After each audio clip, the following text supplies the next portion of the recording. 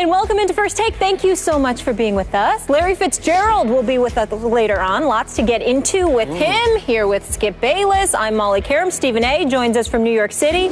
Hi, guys. Good morning. Good morning. How y'all doing? How are you? I'm doing all right. Slight little headache, but I'm all right. I'm ready to roll. Well, I hope I don't make it worse. Oh, we know that's all going to happen. You always make it worse. I know. All right, let's get into it. Steph Curry scored 31 points, including 13 in the fourth, as the Warriors overcame a 10-point fourth-quarter deficit to defeat the Clippers. Curry has 179 points this season. Only Michael Jordan has scored more in his team's first 5 games of a season over the last 30 seasons. Stephen A., what did this game tell you? Well, what it tells me is that there's an uphill climb for the Clippers to catch the Warriors. The Warriors are clearly the superior team right now. They just seem to have the Clippers' number. They've won 5 straight at the Oracle. More importantly, the Clippers have no answer for Steph Curry when it counts most. Outside of their ability to deny him the ball and limit his number of shots, they certainly don't limit his level of efficiency. He finished with 31 points. He hit 2 key three-pointers in the fourth quarter last night. Not only that, when they went small, it worked to their advantage because, once again, the Achilles heel for the Los Angeles Clippers is a guy I believe would be exponentially better and big time as a center if he could hit free throws in DeAndre Jordan. But because he can't hit free throws, you can't capitalize on whatever prowess he has offensively and defensively when he's on the court. If they go small, it neutralizes him. A couple of three-point shots, Skip, that Steph Curry hit was over DeAndre Jordan. It was DeAndre Jordan really not putting his hands up because he's in foreign territory, being near the three-point line, trying to defend when he's a 7-foot center. So that really inhibits his ability to be as effective as he's put out there to be. When Golden State goes small, what you have is a situation where you've got Draymond Green playing center, you've got Harrison Barnes at your power forward, you've got Andre Iguodala with Klay Thompson and Steph Curry out on the floor with one another. They're far more efficient offensively because the ball moves more, it moves faster, and they get more open shots, evidenced by Harrison Barnes going on a 10-point spurt in the fourth quarter to help bring the the Golden State Warriors back from a 10-point deficit. In the end, what this comes down to is that the Warriors have Steph Curry, who is a flat-out superstar. You take into account the fact that they can go small and really cause problems for opposing teams with their offense, and that defensively, because they can move their feet, because they're feisty defensively, and they can really get up in you, and you can't afford to go big against them because it will really hurt you. They seem to have the ingredient to beat the Los Angeles Clippers. And what I stole from this game is that the Clippers will be competitive. The Clippers will fight. They wouldn't get swept or anything like that. But in a 7-game series, it doesn't seem like they'd have an edge against the Golden State Warriors. They just seemed ill-equipped to deal with the arsenal that the Warriors throw their way. Not sure I agree with your final analysis here, but I do, before I launch, I want to give you credit because yesterday we talked about how Golden State was favored at Oracle at home by 8. And you said you would take those 8 points in the Clippers. You said this would be, to quote you, a nail biter. You were absolutely right about this. I thought it could be a quasi blowout, maybe 15 or even 20 points, because that's what Golden State has been doing to everybody else so far on their schedule. Here's when I thought I was dead right, Stephen A. Smith. You realize with 7:56 to go in the first half, midway through the second quarter, the score was 46-29 home team. Think about that. 46-29, Golden State up when Steph Curry hit another impossible, how did he do that, off-balance 3. My guy from Vanderbilt, Festus Ezeli, actually got fouled on the screen on that play. So he's going to get a free throw on top of Steph's 3. They had to go to the review on that, and they decided that it was almost like simultaneous launch and foul. And Oracle went, as we all know it can, bananas. And it felt like, once again, not that they had won the championship, but it was a big celebratory moment for that arena and that home team. And I think they were feeling themselves. I think they got maybe a little too full of themselves. And I'm here to tell you, from that moment all the way into the fourth quarter, till the 5:32 mark of the fourth quarter, do you realize the Clippers that you said would make it close outscored Golden State 68-41?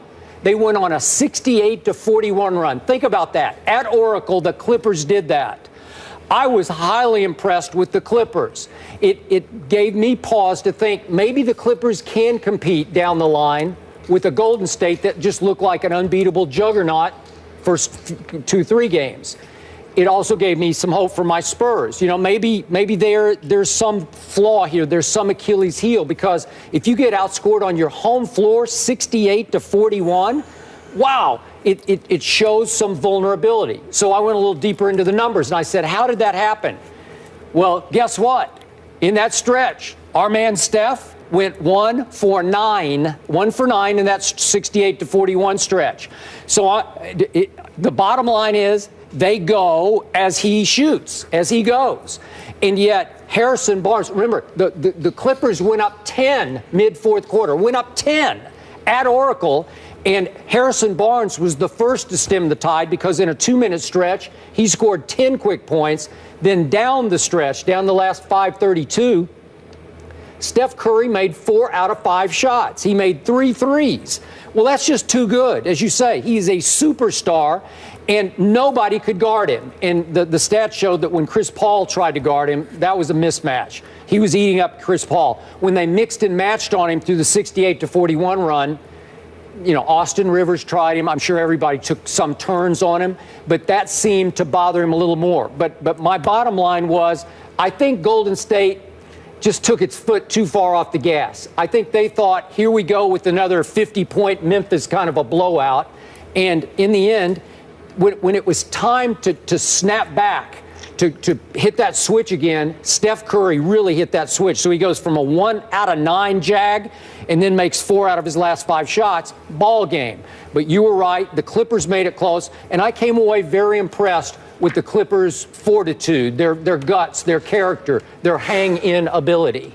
Go ahead. Well, I'm impressed with the Clippers as well. I understand that the Clippers are legit. Please don't get me wrong, but we're talking about them going up against the reigning, defending NBA champions. And a guy with Steph Curry, first of all, this notion that he's 6 feet, 6'1", that's a lie.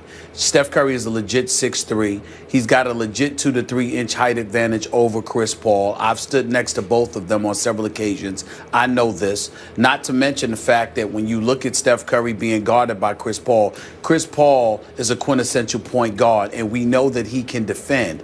But Steph Curry, because of his marksmanship, is the kind of guy you've got to have a taller body on him, somebody that's capable of getting in his face and trying to impede his vision towards the basket. That's not Chris Paul. Chris Paul can't do anything with that. It's just that simple. Chris Paul, on another note, had his numbers for this game. I think he had 24 points, but in the end, he only had 4 points in the second half.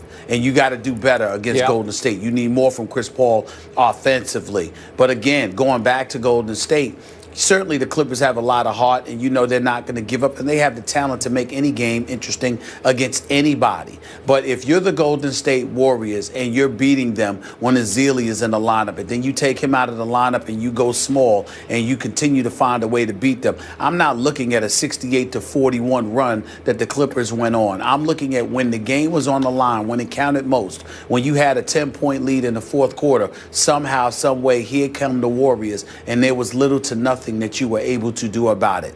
These are the same Clippers that were blowing out the Houston Rockets in Game 6 of the Western Conference semifinals in Los Angeles at the Staples Center last year. 19 points up with a little bit of time left in the third quarter.